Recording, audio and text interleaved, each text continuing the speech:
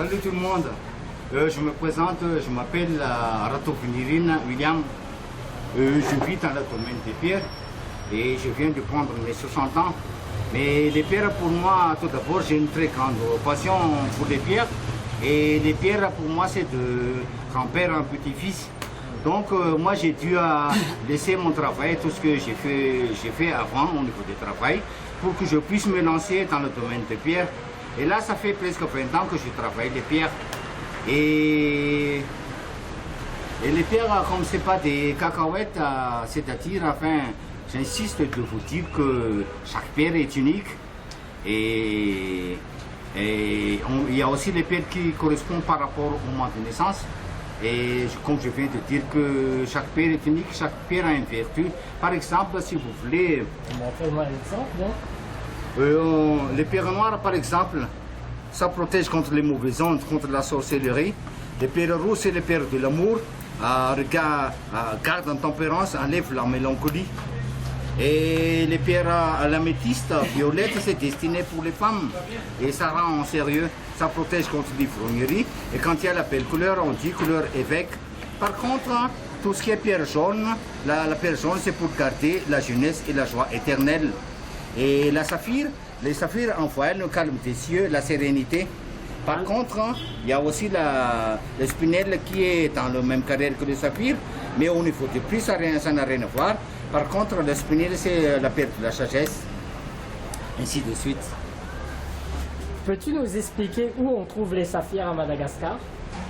Oui, tout au début, c'est-à-dire avant 2002, on a découvert le saphir dans le sud, du côté sud-est, du côté Fort-Dauphin. Mais là, depuis 1999, on a signalé la présence du saphir aussi à Ilakak. Et depuis 1999 jusqu'à présent, c'est à Ilakak qu'on creuse le saphir. Mais ici à Madagascar, quand on travaille à la main, on creuse jusqu'à 30 mètres et après c'est la mort quoi. Donc dans le cas si on travaille avec des engins, on peut trouver des grosses pièces.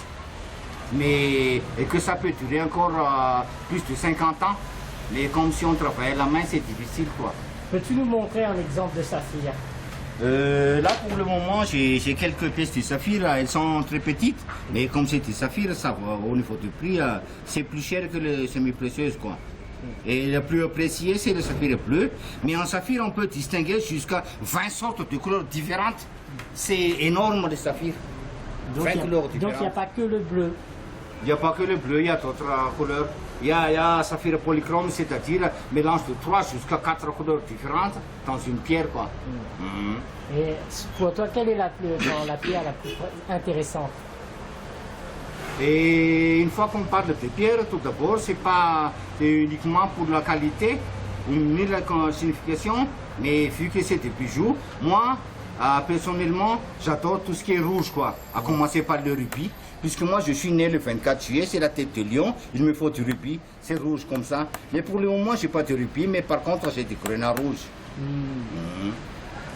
Et où travailles-tu les pierres? Est-ce que c'est toi qui travailles les pierres ou tu fais tailler par quelqu'un d'autre? En fait, moi je suis malgache, mais le fait de creuser, j'ai pas le courage puisque c'est très difficile, c'est très dangereux. Donc là, je me montre comme acheteur-revendeur, c'est-à-dire je viens dans les carrières, j'achète les pierres brutes et je les fais tailler et je les vends en taillé pour faire des bijoux. Surtout pour les touristes quoi. Et ça fait presque 20 ans que je suis là. Et avec moi, vous pouvez être sûr de prendre des vraies pierres, puisque avant de vendre des pierres, j'ai fait quand même quelques études minéralogiques. En fait, je peux me présenter comme gémologue. Donc tu aimes les gemmes? Bien sûr. Ou tu étudies les gemmes? Oui, mais je fais aussi de la collection minéralogique. Ok. Et juste une dernière question, c'est par rapport est-ce que tu trouves normal que les enfants travaillent à Ilac dans les mines? Oui et non, puisque je dis non, puisque il ne faut pas faire travailler les mineurs, c'est-à-dire les enfants moins de 15 ans, au lieu d'aller à l'école, ils creusent quoi. Donc il faut les envoyer à l'école. Et les adultes, oui, s'ils ne veulent plus aller à l'école, ils peuvent travailler quoi. Okay. Ouais. Tu nous dis au revoir en malgache? Filuma, bien, filuma, filuma. Avec quoi, William le Rasta? Encore, répète encore. Si vous voulez voir des pierres, venez acheter des pierres ici à Madagascar, puisque avec moi, vous pouvez être sûr de prendre des vraies pierres. C'est tout. Oui.